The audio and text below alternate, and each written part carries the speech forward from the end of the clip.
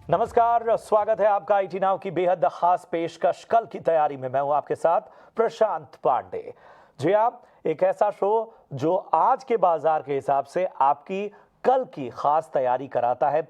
कई जगह हमारी नज़र होती है, आखिर खबरों के दम पर किन शेयर पर नज़र रखनी है ये भी हम आपके सामने रखते हैं। लेकिन इस शो का एक बहुत बड़ा हिस्सा सिर्फ और सिर्फ आपके सवालों से जुड़ा होता है। हम कोशिश यही करते हैं कि ज़्यादा से ज़्यादा संख्या में आपकी जो क्वेरीज हैं, आपके जो सवाल हैं, आपकी जो शंकाएं हैं उसे शामिल करें। लेकिन कई बार समय की पाबंदी की वजह से हमसे कुछ सवाल रह जाते हैं, लेकिन उसके लिए निराश होने की आवश्यकता नहीं है, क्योंकि इन सवालों को हम अगले शो में शामिल करते हैं।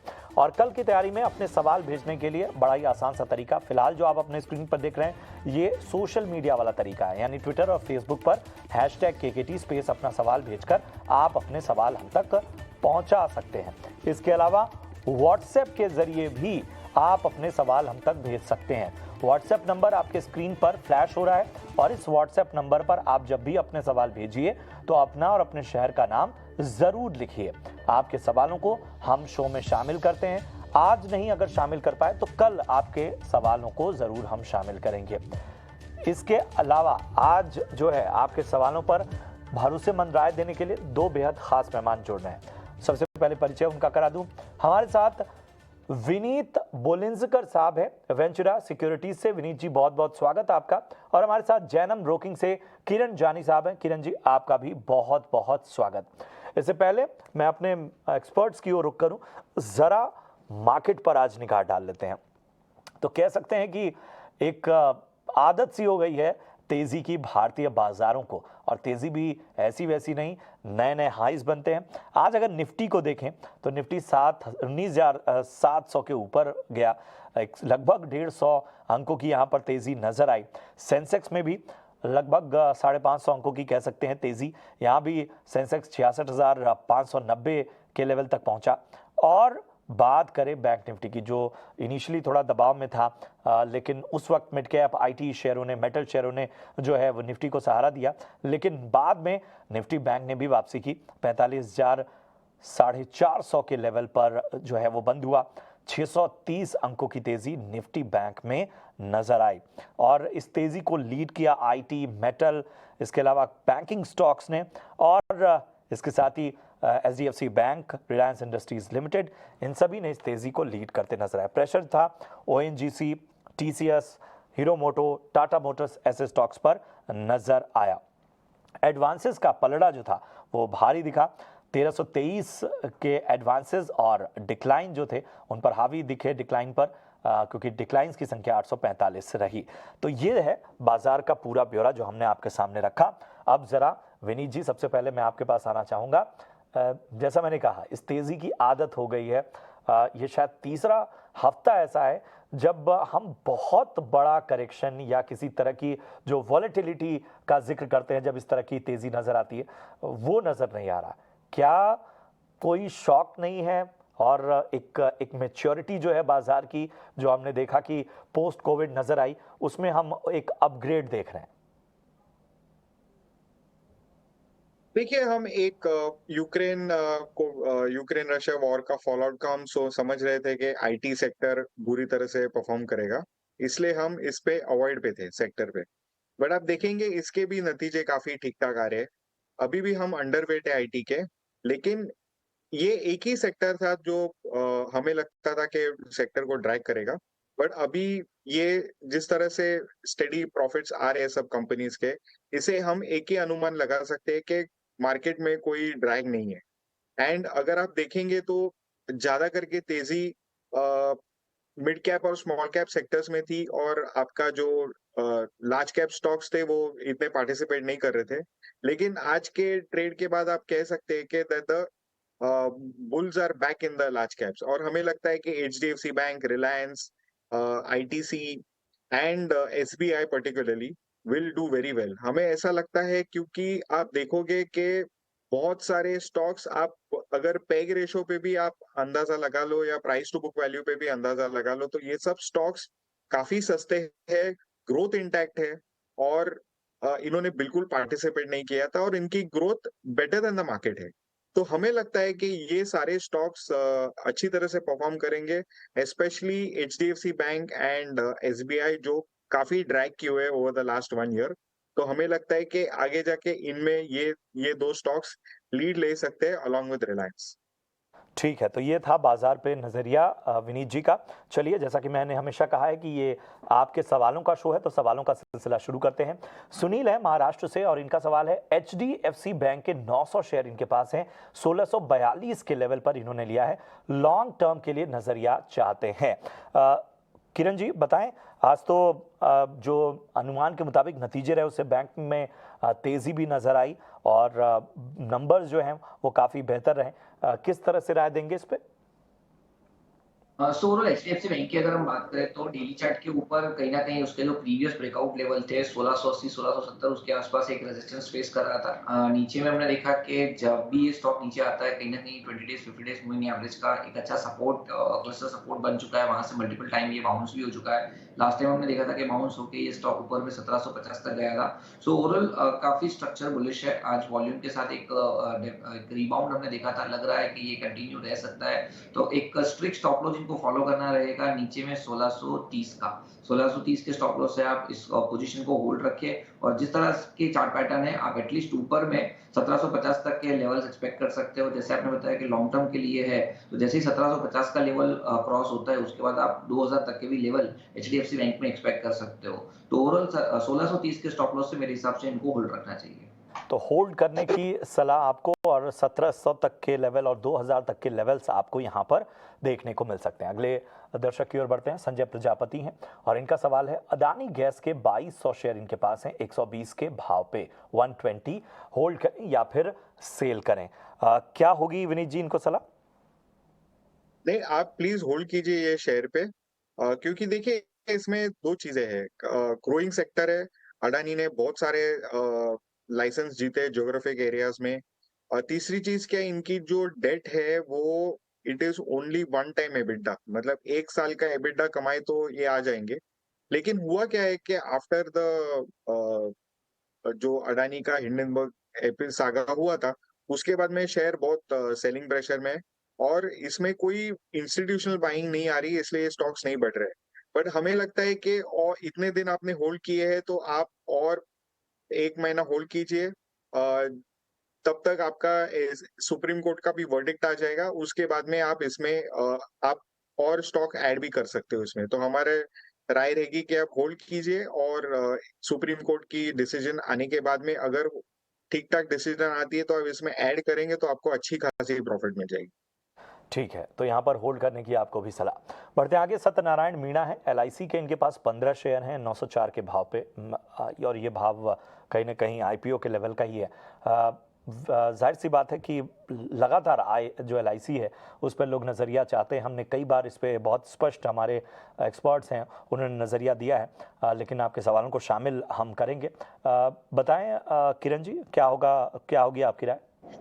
सो एलआईसी की अगर हम बात करें तो जिस दिन से आईपीओ आ रहा है स्टॉक कंटिन्यूअसली एक lower top lower bottom pattern के अंदर ट्रेड कर रहा है, लेकिन अभी जिस जंक्शन के ऊपर है जो एक फॉलिंग ट्रेंड लाइन, आप आईपीओ दिन का जो हाई है वहां से लेके रिसेंटली एक जो पीक आया था समवेयर अराउंड 750 का, वहां से अगर एक फॉलिंग ट्रेंड लाइन ड्रॉ करो तो कहीं ना कहीं ये एक ट्रेंड लाइन ब्रेकआउट के आसपास स्टॉक ट्रेड कर रहा है। स्टॉक अपने 100 डेज 200 डेज मूविंग एवरेज के ऊपर भी ट्रेड कर रहा है और रिसेंटली एक inverted head and shoulder pattern बनाया था, उसका जो नेकलाइन वैल्यू था वो भी कहीं ना कहीं 600 रुपए का था, तो उसके आसपास कंसोलिडेट हो रहा है। तो मल्टीपल सपोर्ट के आसपास ट्रेड कर रहा है, न्यूट्रलाइज इसके मोमेंटम इंडिकेटर है। मुझे जिस तरह से चार्ट दिख रहा है डेफिनेटली इसको होल्ड रखना चाहिए और जो भी व्यूअर्स अभी देख रहे हैं अगर उनको फ्रेश खरीदारी भी करनी हो तो मेरे हिसाब से 620 से लेके 600 ये 20 रुपए की रेंज में आप एक्यूमुलेट कीजिए। ओवरऑल एक पोजिशनल स्टॉप लॉस जो हमें मेंटेन करना है वो नीचे में 580 का स्टॉप लॉस मेंटेन करना है। आप 580 के स्टॉप लॉस मेंटेन करिए, करंट मार्केट प्राइस से भी लॉन्ग जा सकते हो। जिस तरह का चार्ट पैटर्न है डेफिनेटली इसमें इनिशियली हम जो ऊपर के लेवल देख रहे हैं वो 700 तक के है और जैसे ही 700 का लेवल क्रॉस होता है उसके बाद एक नया ट्रेंड इसमें स्टार्ट होगा। लेकिन कहीं ना कहीं आपको टाइम देना पड़ेगा 3 से 6 महीने का। अगर 3 से 6 महीने आप टाइम दे सकते हो तो 580 के स्टॉप लॉस से डेफिनेटली एलआईसी में नया बाइंग भी बन सकता है, या तो आपके पास जो है उसको भी आप होल्ड रख सकते हो वो तो टारगेट ऑफ 800। ठीक है, तो एक विस्तृत नजरिया आपको मिलता हुआ एलआईसी पे। बढ़ते आगे, सीमा है कोलकाता से और इनका सवाल है, श्री सीमेंट के 10 शेयर इन्होंने लिए हैं, 25,500 के भाव पे। आगे क्या करना चाहिए, होल्ड करें या फिर सेल करें? विनीत जी बताएं। श्री सीमेंट आप होल्ड कीजिए। अपनी इंफ्रास्ट्रक्चर स्पेंड अपने कंट्री में लगातार बढ़ते जा रहा है। देखोगे कि ये इलेक्शन ईयर है और इसमें हमेशा अच्छे खासे इंफ्रास्ट्रक्चर स्पेंड आता है और हमें अनुमान है कि ये प्रेजेंट गवर्नमेंट है वो आगे जाके भी कंटिन्यू करेगी, तो इंटैक्ट रहेगा स्पेंड। अगर दूसरी भी गवर्नमेंट आती है तो उसका इंफ्रास्ट्रक्चर पे ही फोकस रहेगा। तो हमें लगता है कि आप इस स्टॉक को होल्ड कीजिए और आपको अच्छे मुनाफे मिलेंगे आगे जाके। तो स्टॉक में बने रहने की सलाह, इसमें आपको बेहतर मुनाफा मिलने की पूरी गुंजाइश। चलिए, सवालों का सिलसिला यहाँ पे हम थोड़ा रोकेंगे और कल बाजार के लिए क्या अहम ट्रिगर्स हैं, वामाक्षी हमारी सहयोगी इसके बारे में ब्यौरा देने के लिए जुड़ी हैं। वामाक्षी बताएं, कहाँ रखें नजर? जी बिल्कुल, शुरुआत करते हैं हम कुछ इंपॉर्टेंट ग्लोबल क्यूज़ के साथ। तो कल हमारी नज़र होगी यूएस के रिटेल सेल्स डेटा पर। इसके अलावा अगर हम देखें तो ग्लोबल अर्निंग्स के लिहाज से हमारी नज़र होगी बैंक ऑफ अमेरिका कॉर्प और मॉर्गन स्टैनली पर। भारतीय अर्निंग्स की अगर हम बात करें तो निफ्टी कंपनीज में से इंडसइंड बैंक अपने नतीजे पेश करेंगे और इसी के चलते हम देख रहे हैं कि इंडसइंड बैंक हमारे रेडार पर रहेगा। इसके अलावा काफ़ी सारे दिग्गज नाम हैं जैसे कि ICICI Lombard, ICICI prudential, Mahindra CI automotive, LTTS और पॉलीकैब इंडिया, ये सारी कंपनीज भी अपने नंबर्स कल पेश करेंगे और इसी के चलते ये स्टॉक्स भी आपके रेडार पर ज़रूर होने चाहिए। तो लार्जली ये थे सारे इंपॉर्टेंट ट्रिगर्स और इवेंट्स जो आपके रेडार पर होने चाहिए कल के ट्रेडिंग सेशन के लिए। तो इन स्टॉक्स और इन खबरों को रडार पर रखें कल के ट्रेडिंग सेशंस के लिए। बहुत बहुत शुक्रिया करेंगे वामाक्षी आपका इस अहम जानकारी के लिए। चलिए, सवालों की ओर फिर से लौटते हैं। राजेश लोधा है मुंबई से और इनका सवाल है, आरती ड्रग्स के 150 शेयर इनके पास हैं, 759 के भाव पे इन्होंने लिया है। होल्ड करें या फिर सेल करें? विनीत जी बताएं, क्या होगी इनको सलाह? आप होल्ड कीजिए ये शेयर को। अभी थोड़ा सा रुक केमिकल स्टॉक्स में थोड़ा मंदा है, बट ये company one of the lowest cost producers of pharmaceutical drugs है, बेसिक कमोडिटीज बनाते हैं इसमें, और हमें गुंजाइश है कि आगे जाके इसका परफॉर्मेंस अच्छा रहेगा। तो आप थोड़ा सा होल्ड करके रखिए इसके ऊपर। ठीक है, आगे परफॉर्मेंस बेहतर हो सकता है, होल्ड करने की आपको सलाह। मनीष वाधरे हैं सिलवासा से और इनका सवाल है, जुबिलेंट फूड के 100 शेयर इनके पास है, 508 के भाव पे इन्होंने लिया है। फिलहाल नुकसान में चल रहे हैं, आगे के लिए नजरिया चाहते हैं। बताएं किरण जी, क्या होगी इनको सलाह? सो जुबिलेंट फूड की अगर हम बात करें तो डेली चार्ट पे कहीं ना कहीं 500 का एक पिवट लेवल है, एक रेजिस्टेंस है। लास्ट टाइम हमने देखा था कि ड्यूरिंग द मंथ ट्राई किया था 508 509 के मल्टीपल टॉप बने थे, लेकिन स्टॉक कभी भी 500 के ऊपर क्लोज नहीं दे पाया। रीजन बीइंग हम देख रहे हैं कि वापस ये स्टॉक लोअर बॉटम लोअर लो के पैटर्न के अंदर ट्रेड कर रहा है, लेकिन कहीं ना कहीं नीचे के लेवल में हम देख रहे हैं कि 460 470 एक क्लस्टर सपोर्ट भी है। तो ओवरऑल 30 रुपए की रेंज के अंदर ये स्टॉक कंसोलिडेट हो रहा है। हालांकि उनको अभी लॉस हो रहा है, लेकिन मेरे हिसाब से इनको होल्ड रखना चाहिए। जो स्टॉप लॉस बन रहा है यहाँ पे वो 455 का स्टॉप लॉस बन रहा है, तो 455 के स्टॉप लॉस से आप होल्ड रखिए। और देयर आर चांसेस कि अगर 455 ब्रेक नहीं हुआ तो आपको इनिशियली 500 का लेवल आप वहां पे एक बार वापस रिव्यू कर लीजिए, चार्ट को अपना स्टॉप लॉस ट्रेल कर लीजिए, और जैसे ही 500 के ऊपर ये सस्टेन हो जाता है उसके बाद एक लंबी रैली आप इसमें देख सकते हो जहां 560 तक के भी टारगेट है। तो एज ऑफ नाउ 455 के स्टॉप लॉस से मेरे हिसाब से इनको होल्ड रखना चाहिए। ठीक है, तो यहाँ पर आपको होल्ड करने की सलाह। बढ़ते हैं आगे। राजेश कुमार है मुंबई से और इनका सवाल है, IEX के इनके पास 150 शेयर हैं, 249 के भाव पे इन्होंने लिया है। होल्ड करें या फिर सेल करें? विनीत जी बताएं, क्या करना चाहिए? नहीं, इनको होल्ड करना चाहिए। अपनी कंट्री में काफी अच्छी तरह से इलेक्ट्रिसिटी का प्रोग्रेशन हो रहा है, कंजम्पशन बढ़ रही है, आपका जनरेशन भी बढ़ रहा है, तो ये प्लेटफॉर्म अच्छी तरह से परफॉर्म कर रहा है, तो इसको होल्ड करके रखे, आगे जाके अच्छा आपको रिटर्न मिलेगा। तो होल्ड करने की यहाँ पर आपको सलाह। और चलिए, अब आपके पसंदीदा सेगमेंट की है बारी। बात करेंगे अब हम VIP शेयर्स की।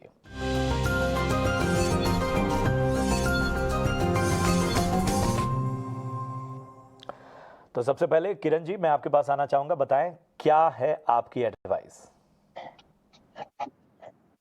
सो मेरी तरफ से 2 कॉल है, दोनों बाई तरफ है। आज हमने लास्ट आवर में देखा था कि बैंक निफ्टी में अच्छी खासी शॉर्ट कवरिंग आई है, जिसके चलते हुए जो हेवीवेट शेयर्स है वहां पे काफी एक खरीदारी देखने को मिली है, जैसे आईसीआईसीआई बैंक हो गया, एसबीआई हो गया। सो हमारा फेवरेट पिक जो है वो आईसीआईसीआई बैंक है। आईसीआईसीआई बैंक में अगर हम देखेंगे तो ऑल टाइम हाई ब्रेकआउट देखने को मिल रहा है 950 960 एक क्लस्टर रेजिस्टेंस था।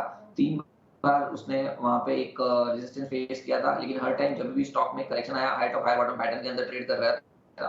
तो कहीं ना कहीं एक अग्रेसिव बाई हमें आईसीआईसीआई बैंक में करना चाहिए। लास्ट मिनट में काफी एक अच्छा पीक देखने को हमें मिला था विद वॉल्यूम। तो करंट मार्केट जो लास्ट क्लोजिंग प्राइस है वो 970 के आसपास थी।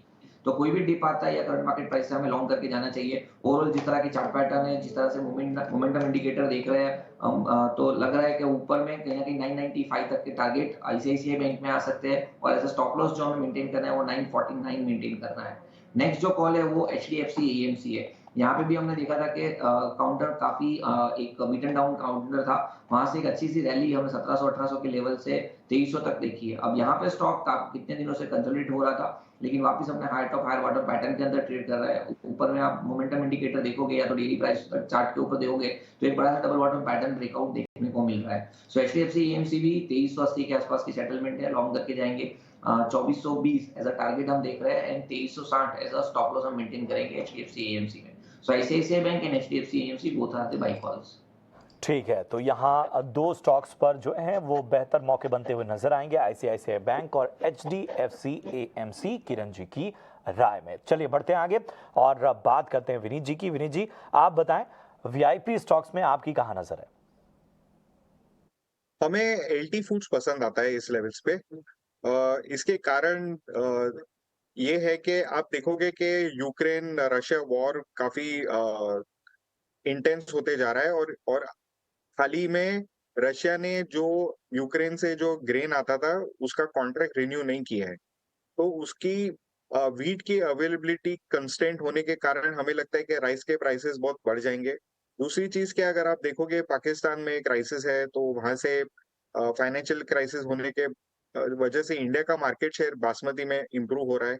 एलटी फूड्स बासमती का one of the very good players है, और इसने काफी अच्छी value added products as well as branded value added rice products में भी फोरे किया हुआ है। तो हमें लगता है कि इसकी स्टॉक की री रेटिंग होने की संभावना है। हमें लगता है कि अगले 2-3 साल में इनके टर्नओवर 10-11% से बढ़ेंगे, बट इनके जो एबिटडा और प्रॉफिट्स है ये ऑपरेटिंग लीवरेज के कारण 14-15% और नेट प्रॉफिट 16-17% से बढ़ने के कारण से हमें लगता है कि ये स्टॉक 230-240 का लेवल अगले 24 महीनों के अंदर छू सकता है।